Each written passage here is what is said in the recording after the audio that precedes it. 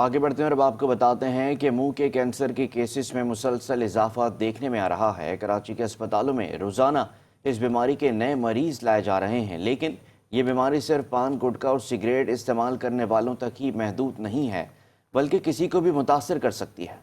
देखते हैं उरूज रिजवी की ये रिपोर्ट। पता है कि माउथ कैंसर सिर्फ सिगरेट नोशी या तंबाकू नोशी की वजह से होता है, लेकिन ऐसा नहीं है, ये किसी को भी हो सकता है। इस हवाले से आज हम बात करेंगे डॉक्टर इरफान साहब से। मुंह के कैंसर के केसेस में खतरनाक हद तक इजाफा, आखिर इसकी वजह क्या है? कोई भी मुंह में चुभन होना, जैसे कोई शार्प दांत हो, तेज़ नोकीला दांत हो, वो अगर आपकी ज़बान के ऊपर लगाता रहे या गाल के अंदरूनी हिस्से पे कंटिन्यू वो टच कर रहा है, इरिटेशन कर रहा है, मुंह के अंदर किसी भी किस्म का छाला होना जो 2 हफ्ते तक रहे मेडिसिन इस्तेमाल करने के बावजूद, तो उसकी बायोप्सी होनी चाहिए। इसका बचाव सिर्फ एहतियात है, मुंह में लगने वाली मामूली चोट को भी नज़रअंदाज ना करें। तो मैं तो यही बोल रहा सबको हाथ जोड़ के आइंदा नहीं खाना, बस मेहरबानी करके, बस मेरे साथ भी हो, किसी और के साथ भी ना हो।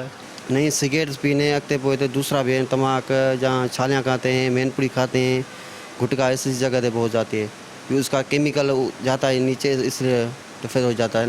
ये मैं जब गाना गा रहा था उस टाइम पे जो है ना, मैंने दांतों में इसको दबा दिया था, जैसे जो है ना ये जख्म बन गया, गोला बन गया, ये आहिस्ता आहिस्ता जो है ना बाहर ओढ़ पे आ गया।